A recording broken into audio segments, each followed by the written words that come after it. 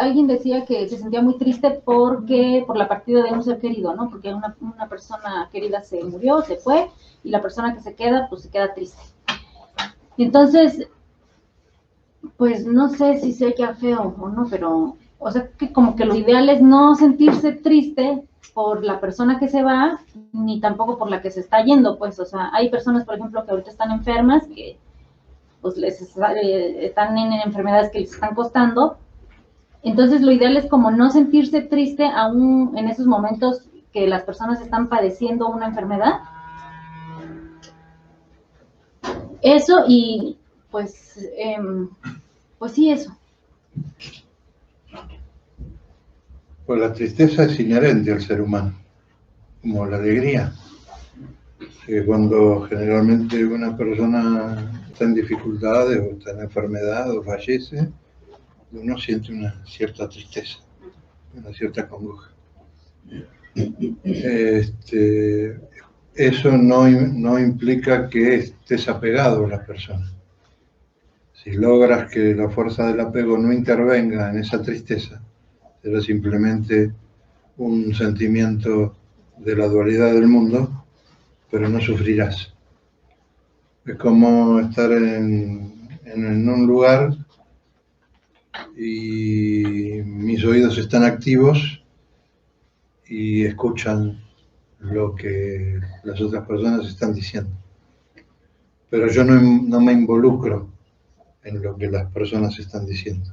Solo porque el oído está activo, se escucha lo que las personas están diciendo. Pero no estás involucrado en eso. Si uno lograra no involucrarse, podría permitir que la tristeza, tanto como la alegría, pudieran albergar nuestra vida sin interferencia y sin apego. Y entonces no nos volveríamos tan inofensivos ante todas estas situaciones que parecen letales, ¿no? Cuando aparecen. Es el producto de respetar la situación de cada uno sin involucrarse demasiado en ella y permitir que el sentimiento que salga, en este caso tristeza, no sea parte del apego, sino de una emoción natural ante una situación específica. Se trata de eso. No se trata de no tener tristeza o no tener alegría. Ambas forman parte de este mundo dual. O sea, cuando una persona está enferma se siente mal y se queja de que se siente mal, físicamente se siente mal, ¿no? Más allá de que exista tristeza en la persona, físicamente se siente mal. Es una actitud egoísta de uno, decir, no me vengas a mí con estas cosas, o sea, yo no quiero estar escuchando si te sientes mal, si no te sientes mal, si es egoísta, lo digo porque yo, por ejemplo, pues vivo, casi toda la vida he vivido sola, ¿no? Y cuando he estado enferma, pues ahí estoy y me aguanto, ¿no? No le digo a nadie, me siento mal o esto me está doliendo, o no. Es como incluso los animalitos, en un estado natural, cuando están enfermos, se apartan. Cuando se van a morir, se apartan ellos solitos de la manada y la manada solita también se aleja de ese ser que está enfermo. Entonces, no sé si reaccionar de esa forma, que es algo primitiva y animalesca, pertenezca a un estado de egoísmo del ser humano. Bueno, tú ya no perteneces más al estado animalesco, perteneces al estado humano, ¿no? Y generalmente las personas humanas tratan de ayudarse entre sí en la medida de sus posibilidades. No importa tanto que la persona enferma nos demuestre qué tan enferma está para que nosotros nos acerquemos. Debería ser un acercamiento natural, que te vuelvas absolutamente natural ante la desgracia de tu prójimo y puedas ayudar en la medida de tus posibilidades. Ese es un estado en el cual lo humano queda de lado y el servicio divino comienza a influir en los demás. En la medida en que tú te acercas a los demás, también puedes tener cierta influencia sobre los demás en relación a que lo que estás sintiendo es benéfico para el prójimo.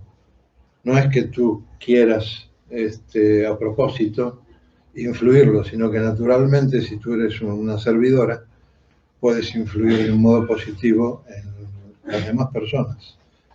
Y el estado de tristeza que a lo mejor tenía la persona por este sufrimiento que está pasando, puede tolerarlo de un modo mucho mejor. Pero en general, en el estado divino y en el estado espiritual, el servicio se da a veces de un modo muy, muy natural.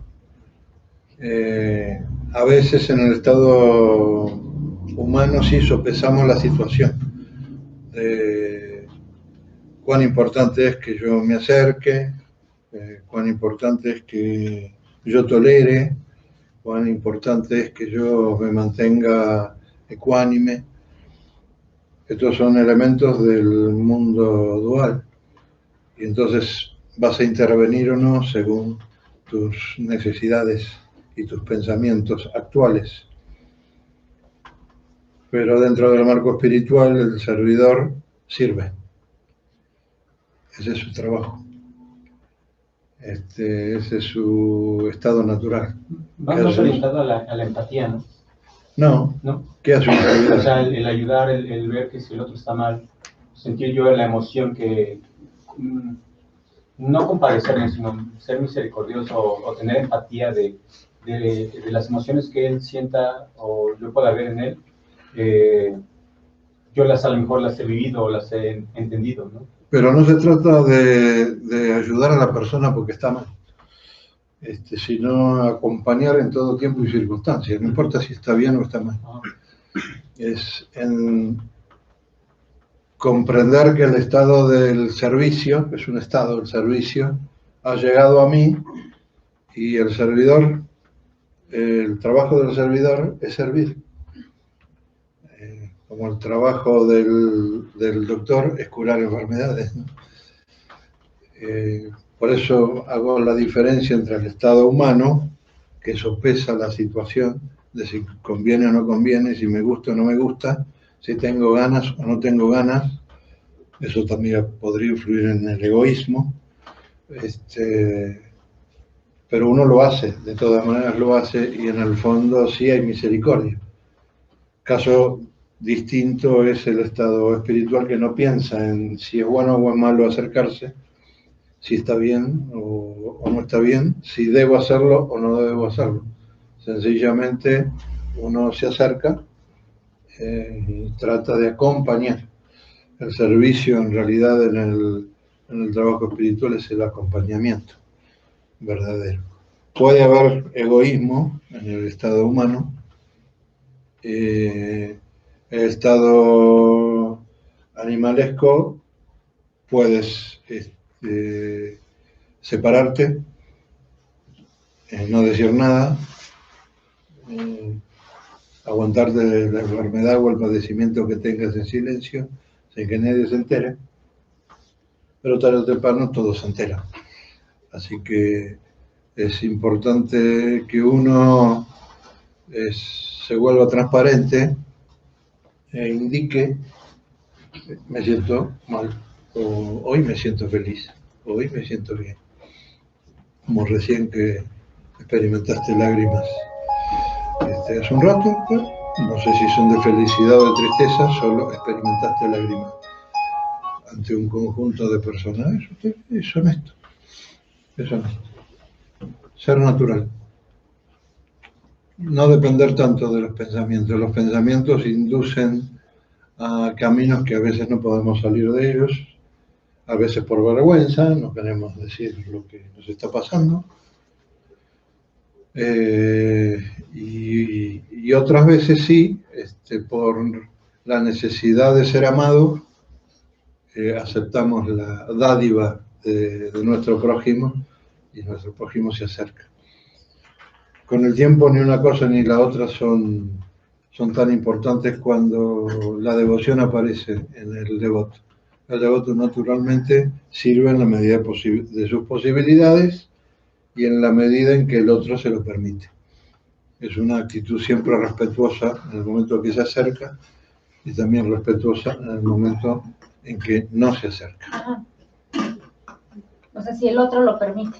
Si el otro lo permite. O sea, si el otro no lo permite, no es como que uno esté obligado a estar ahí, pues. No estás obligado a estar ahí, puedes hacer una oración por tu prójimo, un buen pensamiento para que tu prójimo esté bien, esté en paz, esté saludable. Eso también les ayuda, no solamente estar pegado con el otro. Hay muchas maneras de servir. Una es el estado de soledad del servidor, no del que está padeciendo. El que está padeciendo, si se aleja o si no quiere tomar contacto con los demás, porque hay algún problema psicológico importante ahí, donde no quiere expresar sus emociones y no quiere ser visto de un modo vulnerable. Pero el servidor en sí mismo sabe que puede servir cerca o lejos, no tiene ningún problema al respecto. Puede pensar bien en su prójimo y con sus buenos pensamientos también ayudar a los demás. No hace falta estar pegado. Una cosa es la actitud del servidor y otra cosa es la actitud de la persona que está enferma. Cuando una persona está enferma, generalmente sobrevienen muchísimas vergüenzas, muchísimos temores, y entonces uno tiende a alejarse, naturalmente a alejarse, porque como cree que se vuelve vulnerable ante la misma enfermedad y tiene vergüenza de mostrar esas falencias y esas debilidades, lo que hace naturalmente es apartarse, ¿no? Pero eso no tiene nada que ver con el servidor. El servidor puede estar solo, saber del problema del prójimo y simplemente pensar de un modo puro y sentir de un modo puro para que el prójimo con el tiempo pueda percibir eso y salir adelante.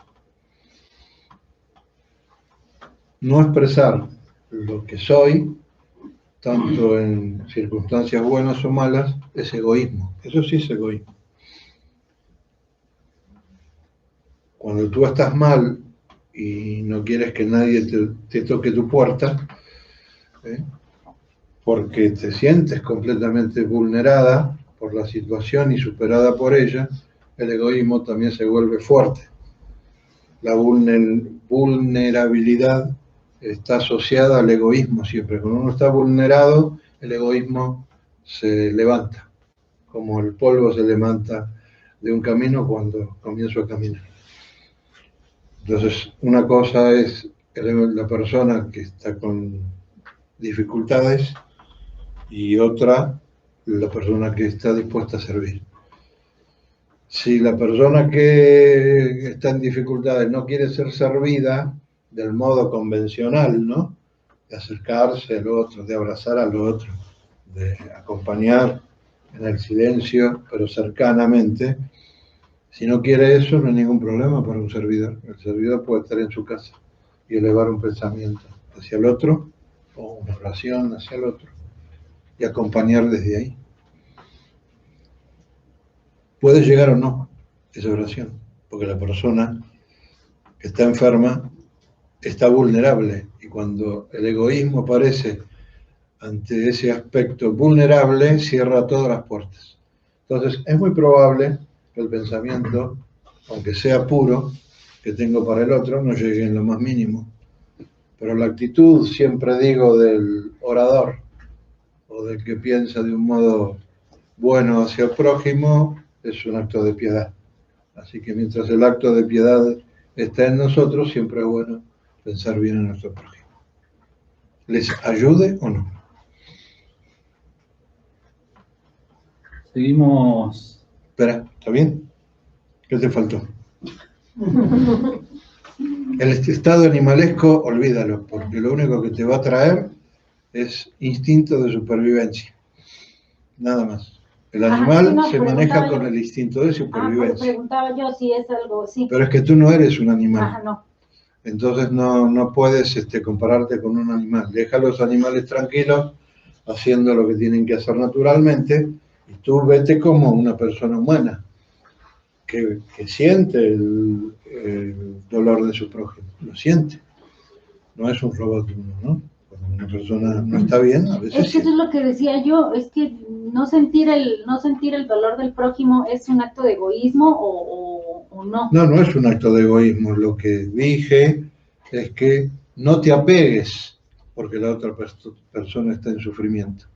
Siente tu propio dolor por el dolor del prójimo, lo que estás sintiendo es tu propio dolor por el dolor del prójimo, pero que te sirva para purificarte a ti mismo. Jesús padeció el dolor, no lo sufrió. O sea, cuando te haces todas estas preguntas, dirígete a Jesús en la cruz. Mientras estaba en la cruz, seguía enseñando a los demás. Estaba padeciendo el dolor, pero no estaba en un estado de sufrimiento. No estaba en un estado de desequilibrio. Entonces, si tú haces frente a tu dolor y no te desequilibras, puedes ayudar a tu prójimo. Y eso no es egoísmo. Sentir dolor por el dolor de tu prójimo no es egoísmo.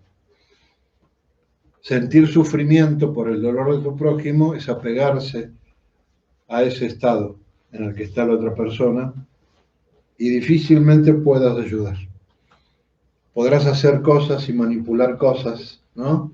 Ir a comprar medicamentos y todo eso, pero dentro del estado de desesperación.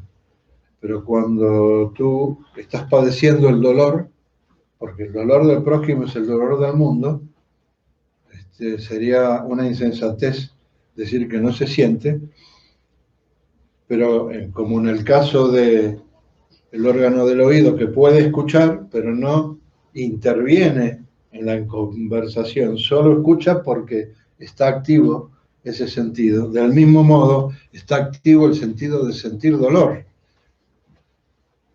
Pero en este caso, como estás más emancipada, no te apegas. Y entonces sí puedes verdaderamente ayudar, desde la cercanía o desde la lejanía. No es egoísmo.